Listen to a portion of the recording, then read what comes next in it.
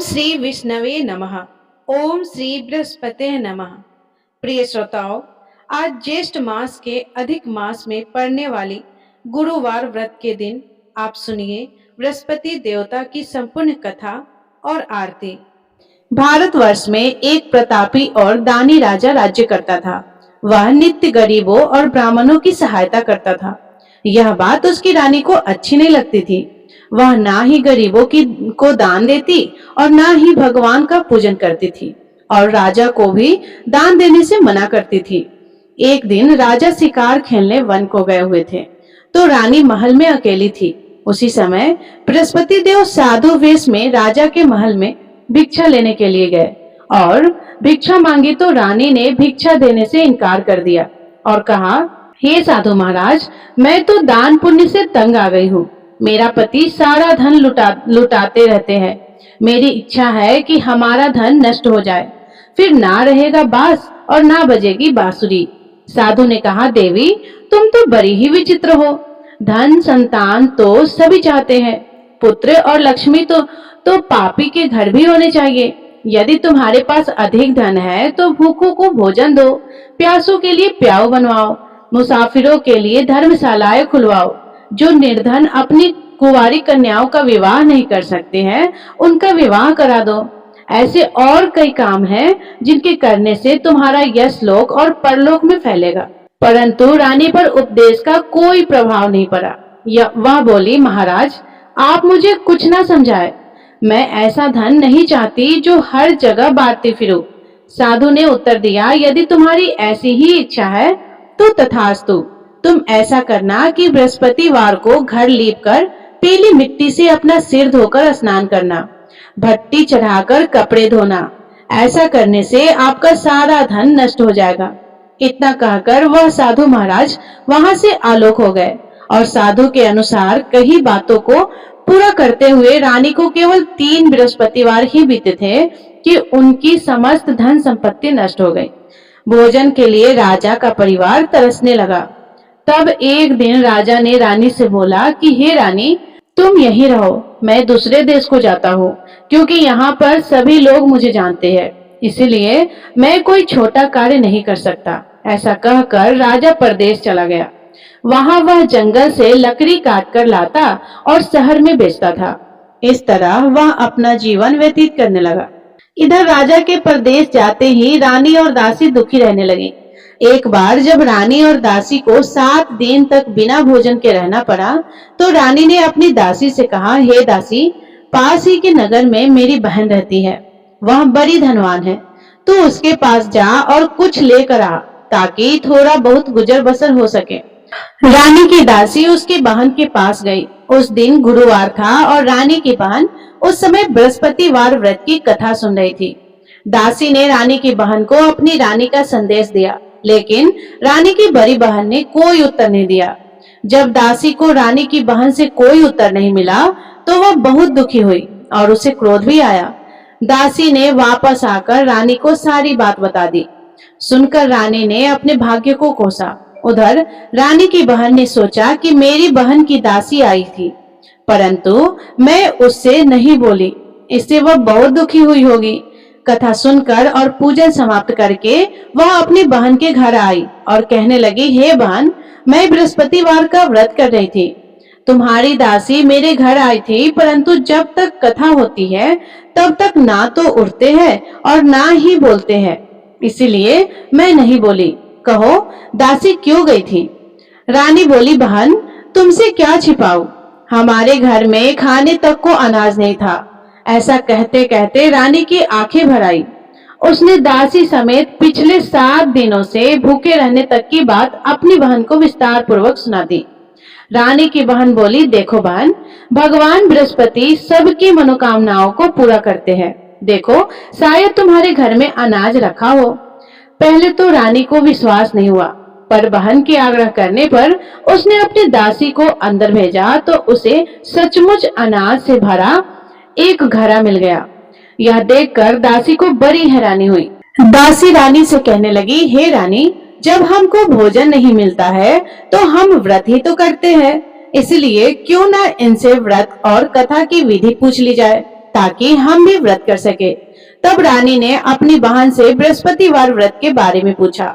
उसकी बहन ने बताया, बृहस्पतिवार के व्रत में चने की दाल और मुनक्का से विष्णु भगवान का केले की जड़ में पूजन करे तथा दीपक जलाए, व्रत कथा सुने और पीला भोजन ही करे। इससे बृहस्पति देव प्रसन्न होते हैं।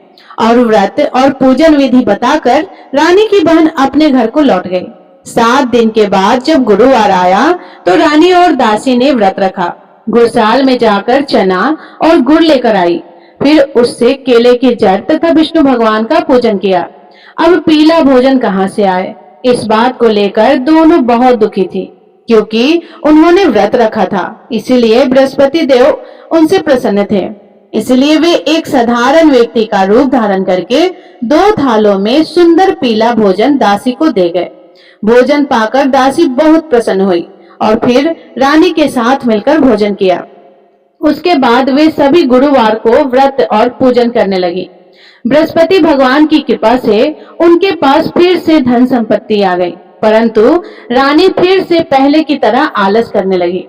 तब दासी बोली, देखो रानी, तुम पहले भी इस प्रकार आलस करती थी, तुम्हें धन रखने में कष्ट होता था, इस कारण सभी धन नष्ट हो गया, और अब जब भगवान बृहस्पति की कृपा से धन मिला है तो तुम्हें फिर से आलस्य होता है। रानी को समझाते हुए दासी कहती है कि बड़ी मुसीबतों के बाद हमने यह धन पाया है, इसीलिए हमें दान पुण्य करना चाहिए, भूखे मनुष्यों को भोजन कराना चाहिए और धन को शुभ कार्यों में खर्च करना चाहिए, जिससे तुम्हारे कुल का यश बढ़ेगा, स्वर्ग की प्राप्ति होगी और पितृ प्रसन्न होंगे। दासी की बात मानकर रानी अपना धन शुभ कार्यों में खर्च करने लगी, जिससे पूरे नगर में उसका यश फैलने लगा। उधर एक दिन राजा दुखी होकर जंगल में एक पेड़ के नीचे आसन जमाकर बैठ गया।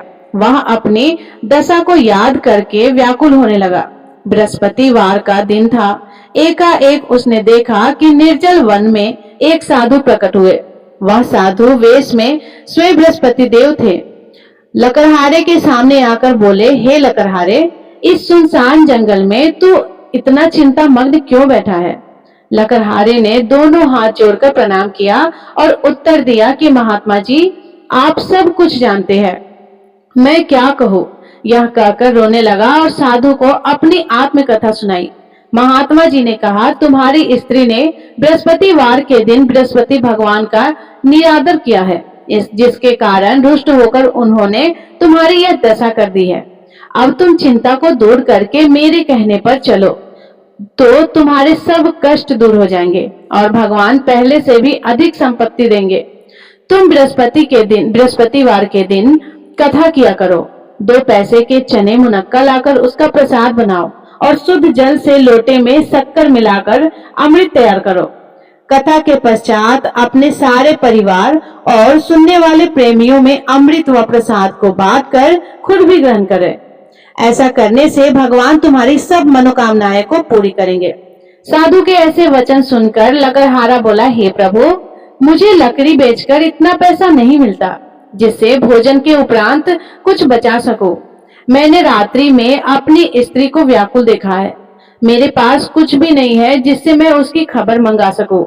और फिर बृहस्पति देव की क्या कहानी सुनो, मुझको तो कुछ भी मालूम नहीं है। साधु ने कहा, हे लकड़हारे, तुम किसी बात की चिंता मत करो। बृहस्पतिवार के दिन तुम रोजाना की तरह लकड़ियां लेकर शहर को जाओ। तुमको रोज से दुगना धन प्राप्त होगा, जिससे तुम भली भांति भोजन लोगे और बृहस्पति देव की पूजा का सामान भी आ जाएगा। बृहस्पति देव की कथा इस प्रकार है, सुनो। प्राचीन काल में एक ब्राह्मण रहता था। वह बहुत निर्धन था। उसकी कोई संतान नहीं थी। उसकी स्त्री बहुत मलिनता के साथ रहती थी। वह स्नान नहीं करती थी, किसी देवताओं का पूजन नहीं करती थी। इससे ब्राह्मण देवता बड़े दुखी रहते थे। बेचारे बहुत कुछ कहते थे, किंतु उसका कुछ परिणाम नहीं निकला। भगवान की कृपा से ब्राह्मण की स्त्री के कन्या रूपी रत्न पैदा हुआ। कन्या बड़ी होने पर प्रातः स्नान करके विष्णु भगवान का जाप और बृहस्पतिवार का व्रत करने लगी। अपने पूजन पाठ को समाप्त करके विद्यालय जाती तो अपनी मुट्ठी में जौ भर के ले आती और पाठशाला के मार्ग में डालती जाती।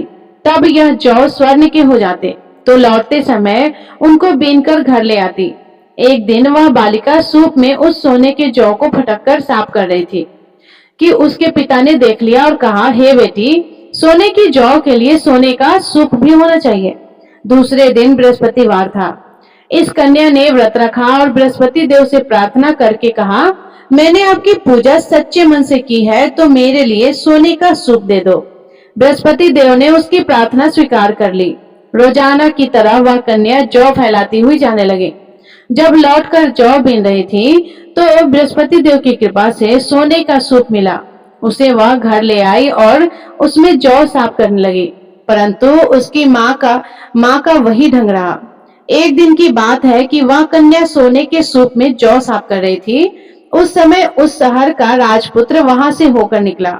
इस कन्या के रूप और कार्य को देखकर मोहित हो गया और अपने घर आकर भोजन और जल त्याग कर उदास होकर लेट गया। राजा को इस बात का पता लगा तो अपने प्रधानमंत्री के साथ उसके पास गए और बोले, हे बेटा, तुम्हें किस बात का कष्ट है?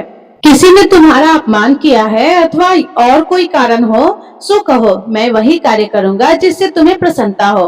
अपने पिता की राजकुमार ने बातें सुनी तो वह बोला, मुझे आपकी कृपा से किसी बात का दुख नहीं है, किसी ने मेरा अपमान भी नहीं किया है, परंतु मैं उस लड़की से विवाह करना चाहता हूँ जो सोने के सूप में जौ साफ कर रही थी। यह सुनकर राजा आश्चर्य में पड़ गया और बोला, हे बेटा, इस तरह की कन्या का पता तुम ही लगाओ, मैं उसके साथ तेरा विवाह अवश्य ही करवा दूंगा। राजकुमार ने उस लड़की के घर का पता बताया। तब मंत्री उस लड़की के घर गए और ब्राह्मण देवता को सभी हाल बताया। ब्राह्मण देवता राजकुमार के साथ अपनी कन्या का विवाह करने के लिए तैयार हो गया तथा विधि विधान के अनुसार ब्राह्मण की कन्या का विवाह राजकुमार के साथ हो गया। कन्या के घर से जाते ही पहले की भांति उस ब्राह्मण देवता के घर में गरीबी का निवास हो गया। अब भोजन के लिए भी अन्न बड़ी मुश्किल से मिलता था। एक दिन दुखी होकर ब्राह्मण देवता अपनी पुत्री के पास गए। बेटी ने पिता की दुखी अवस्था को देखा और अपनी माँ का हाल पूछा। तब ब्राह्मण ने भी सभी हाल कह दिया। कन्या ने बहुत सा धन देकर अपने पिता को विदा कर दिया। इस तरह ब्राह्मण का कुछ समय सुखपूर्वक व्यतीत हुआ। कुछ दिन के बाद फिर वही हालत हो गया। ब्राह्मण फिर अपनी कन्या के यहाँ गया और सारा हाल कहा तो लड़की बोली, हे पिताजी, आप माता जी को यहाँ ले आओ, मैं उन्हें विधि बता दूंगी जिससे उनकी गरीबी दूर हो जाए। वह ब्राह्मण देवता अपने स्त्री को साथ लेकर पहुंचे तो अपनी माँ को समझाने लगी कि हे माँ, तुम प्रातः काल प्रथम स्नान आदि करके विष्णु भगवान का पूजन करो तो सब दरिद्रता दूर हो जाएगी। परंतु उसकी माँ ने एक भी बात नहीं मानी और प्रातः काल उठकर अपनी पुत्री के बच्चों का जूठन खा लिया करती थी। इससे उसकी पुत्री को भी बहुत गुस्सा आया। उसने एक रात को एक कोठरी से सारा सामान निकाल दिया और अपनी माँ को उसमें बंद कर दिया। प्रातः उसमें से उसे निकाला तो स्नान आदि करा के पूजा पाठ करवाया तो उसकी माँ की बुद्धि ठीक हो गई। इसके बाद वह नियम से पूजा पाठ करती और प्रत्येक बृहस्पतिवार को व्रत रखने लगी। इस व्रत के प्रभाव से उसकी माता और पिता बहुत ही धनवान और पुत्रवान हो गए और बृहस्पति देवता के प्रभाव से इस लोक के सुख को भोगकर अंत में स्वर्ग को प्राप्त हुए। इस तरह कहानी कहकर साधु देवता वहां से अंतर्ध्यान हो गए। धीरे धीरे समय व्यतीत होने पर फिर वही बृहस्पतिवार का दिन आया। लकड़हारा जंगल से लकड़ी काटकर किसी शहर में बेचने गया। उसे उस दिन और दिन से अधिक पैसा मिला। राजा ने चना गुड़ आदि लाकर गुरुवार का व्रत किया। उस दिन से उसके सभी क्लेश दूर हो गए। परंतु जब दोबारा गुरुवार का दिन आया तो बृहस्पतिवार का व्रत करना भूल गया। इस कारण बृहस्पति भगवान नाराज हो गए। उस दिन उस नगर के राजा ने विशाल यज्ञ का आयोजन किया और तथा शहर में यह घोषणा करा दी थी कि कोई भी मनुष्य अपने घर में भोजन ना बनवाए, ना आग जलाए। समस्त जनता मेरे यहाँ भोजन करने आए। इस आज्ञा को जो न मानेगा उसे फांसी की सजा दी जाएगी। इस तरह की घोषणा संपूर्ण नगर में करवा दी गई। राजा की आज्ञा के अनुसार शहर के सभी लोग भोजन करने गए, लेकिन लकड़हारा कुछ देर से पहुंचा। इसीलिए राजा उसको अपने साथ घर लेकर गए और ले जाकर भोजन करा रहे थे, तो रानी की दृष्टि उस खूंटी पर पड़ी जिस पर उसका हार लटका हुआ था। वह वहां पर दिखाई नहीं दिया। रानी ने निश्चय किया कि मेरा हार इस मनुष्य ने चुरा लिया है। उसी समय सिपाहियों को बुलाकर उसको कारागार में डलवा दिया। तब लकड़हारा कारागार में पड़ गया और बहुत दुखी होकर विचार करने लगा कि ना जाने कौन से पूर्व जन्म के कर्म है, मुझे यह दुख प्राप्त हुआ है। और उसी साधु को याद करने लगा जो कि जंगल में मिला था। उसी समय तत्काल बृहस्पति देव साधु के रूप में प्रकट हुए और उसकी दशा को देखकर कहने लगे, अरे मूर्ख, तूने बृहस्पति देव की कथा नहीं करी, इस कारण तुझे दुख प्राप्त हुआ है। अब चिंता मत करो, बृहस्पतिवार के दिन कारागार में दरवाजे पर 4 पैसे पड़े मिलेंगे, उनसे तू बृहस्पति देव की पूजा करना, तेरे सभी कष्ट दूर हो जाएंगे। बृहस्पतिवार के दिन उसे 4 पैसे मिले। लकड़हारे ने कथा कही। उसी रात्रि को बृहस्पति देव ने उस नगर के राजा को स्वप्न में कहा, हे राजा, तुमने जिस आदमी को कारागार में बंद किया है वह निर्दोष है, वह राजा है और उसे छोड़ देना। रानी का हार उसी खूंटी पर लटका हुआ था। अगर तू ऐसा नहीं करेगा तो मैं तेरे राज्य को नष्ट कर दूंगा। इस तरह रात्रि के स्वप्न को देखकर राजा प्रातः काल उठा और खूंटी पर हार देकर लकड़हारे को बुलाकर क्षमा मांगी और लकड़हारे को योग्य सुंदर वस्त्र आभूषण देकर विदा कर दिया। बृहस्पति देव की आज्ञा के अनुसार लकड़हारा अपने नगर को चल दिया। राजा जब अपने नगर के निकट पहुंचा तो उसे बड़ा आश्चर्य हुआ। नगर में पहले से अधिक बाग, तालाब, कुएं तथा बहुत सी धर्मशालाएं, मंदिर आदि बन गई है। राजा ने पूछा कि यह किसका बाग और धर्मशाला है। तब नगर के सब लोग कहने लगे कि यह सब रानी और बंदी के हैं। तो राजा को आश्चर्य हुआ और गुस्सा भी आया। जब रानी ने उसकी खबर सुनी कि राजा आ रहे हैं, तो उन्होंने दासी से कहा, हे दासी, देख, राजा हमको कितनी बुरी हालत में छोड़कर गए थे। हमारी ऐसी हालत देखकर वह लौट न जाए, इसीलिए तू दरवाजे पर खड़ी हो जा। आज्ञा के अनुसार दासी दरवाजे पर खड़ी हो गई और राजा आए तो उन्हें अपने साथ लेकर आई। तब राजा ने क्रोध करके अपनी रानी से पूछा कि यह धन तुम्हें कैसे प्राप्त हुआ है। तब उन्होंने कहा, हमें यह धन बृहस्पति देव की इस व्रत के प्रभाव से प्राप्त हुआ है। राजा ने निश्चय किया कि 7 रोज बाद तो सभी बृहस्पति देव भगवान का पूजन करते हैं, परंतु मैं प्रतिदिन में 3 बार कहानी और रोज व्रत किया करूंगा। अब हर समय राजा के दुपट्टे में चने की दाल बंधी रहती और दिन में 3 बार कहानी कहते। एक रोज राजा ने विचार किया कि चलो अपनी बहन के यहाँ हो आवे। इस तरह निश्चय करके राजा घोड़े पर सवार होकर अपनी बहन के यहाँ को चलने लगा। मार्ग में उसने देखा कि कुछ आदमी एक मुर्दे को लिए जा रहे हैं। उन्हें रोककर राजा कहने लगा, अरे भाइयों, मेरी बृहस्पति देव की कथा तो सुन लो। वे बोले, लो, हमारा तो आदमी मर गया है और इसको अपनी कथा की पड़ी है। परंतु कुछ आदमी बोले कि अच्छा कहो, हम तुम्हारी कथा भी सुनेंगे। राजा ने दाल निकाली और जब कथा आधी हुई कि मुर्दा हिलने लगा और जब कथा समाप्त हो गई तो राम राम करके मनुष्य उठकर खड़ा हो गया। आगे मार्ग में उसे किसान खेत में हल चलाता मिला तो राजा ने उसे देखकर बोला, अरे भैया, तुम मेरे बृहस्पतिवार की कथा तो सुन लो। किसान बोला, जब तक मैं तेरी कथा सुनूंगा तब तक 4 हरैया जोत लूंगा। जा, अपनी कथा किसी और को सुना। इस तरह राजा और आगे चलने लगे। राजा के हटते ही बैल पछाड़ खाकर गिर गए और किसान के पेट में बड़ी जोर का दर्द होने लगा। उस समय उसकी माँ रोटी लेकर आई और उसने जब यह देखा तो अपने पुत्र से सब हाल पूछा और बेटे ने सभी हाल कह दिया। तो बुढ़िया दौड़ी दौड़ी उस घुड़सवार के पास गई और उससे बोली कि मैं तेरी कथा सुनूंगी, तू अपनी कथा मेरे खेत पर चलकर ही कहना। राजा ने बुढ़िया के खेत पर जाकर कथा कही, जिसके सुनते ही वह बैल उठकर खड़े हो गए तथा किसान के पेट का दर्द भी बंद हो गया। राजा अपनी बहन के घर पहुंची। बहन ने भाई की खूब मेहमानी की। दूसरे रोज प्रातः काल राजा जगा तो वह देखने लगा कि सब लोग भोजन कर रहे हैं। राजा ने अपनी बहन से कहा, ऐसा कोई मनुष्य है जिसने भोजन नहीं किया हो तो मेरे बृहस्पतिवार का कथा सुन ले। बहन बोली कि हे भैया, यह देश ऐसा ही है कि पहले यहाँ लोग भोजन करते हैं, बाद में अन्य काम करते हैं। अगर कोई पड़ोस में हो तो देखाओ।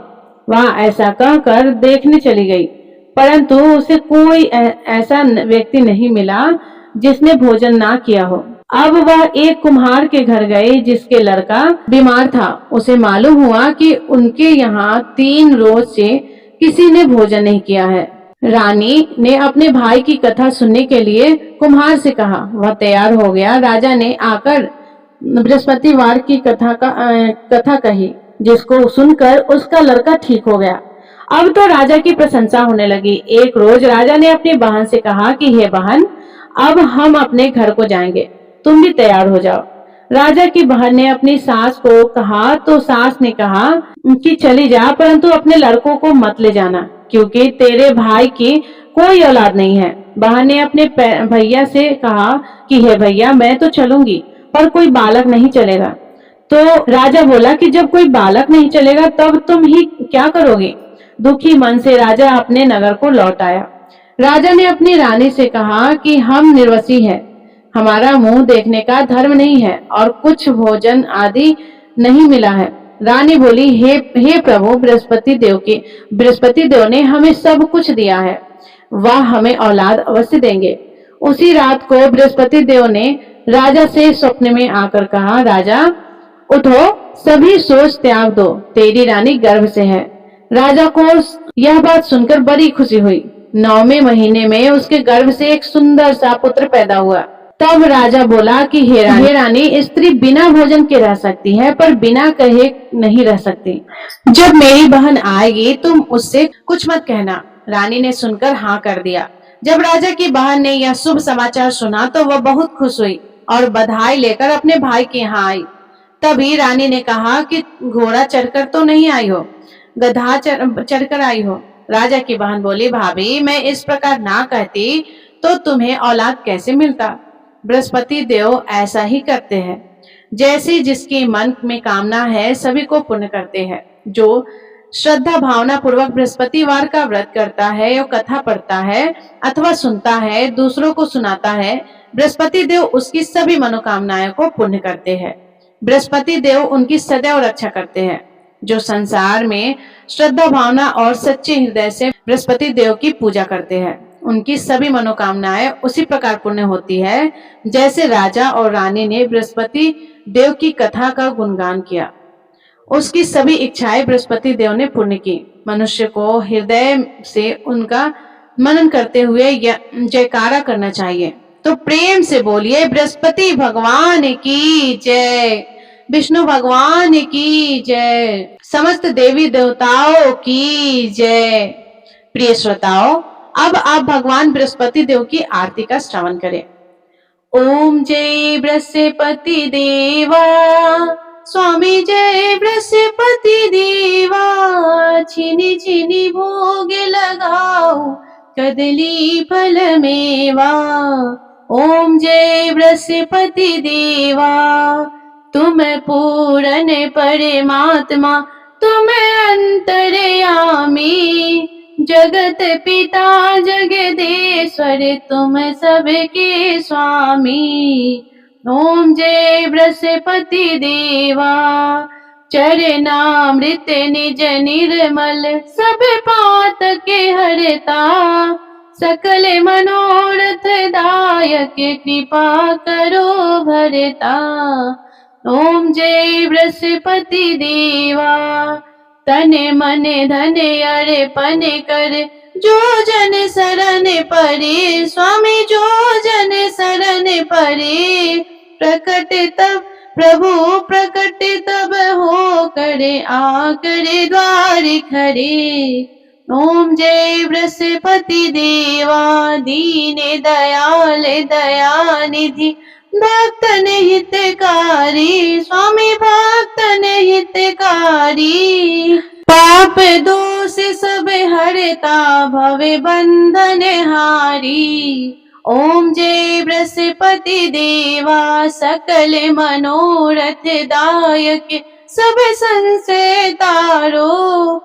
विषय विकार मिटाऊ, संतन सुखकारी। ओम जय बृहस्पति देवा, जो कोई आरती तेरी प्रेम सहित गावे। ज्येष्ठ आनंद बंद सो, निश्चय ही फल पावे। ओम जय बृहस्पति देवा, ओम जय बृहस्पति देवा, स्वामी जय बृहस्पति देवा। छिनी छिनी भोग लगाओ, कदली फल मेवा। ओम जय बृहस्पति देवा। सभी प्रेम से बोलिए भगवान बृहस्पति देव की जय। बोलिए भगवान श्री लक्ष्मी नारायण जी की जय। प्रिय श्रोताओं, अगर आपको आज की वीडियो पसंद आई हो तो वीडियो को लाइक करके चैनल को सब्सक्राइब जरूर कीजिएगा। धन्यवाद। राधे राधे।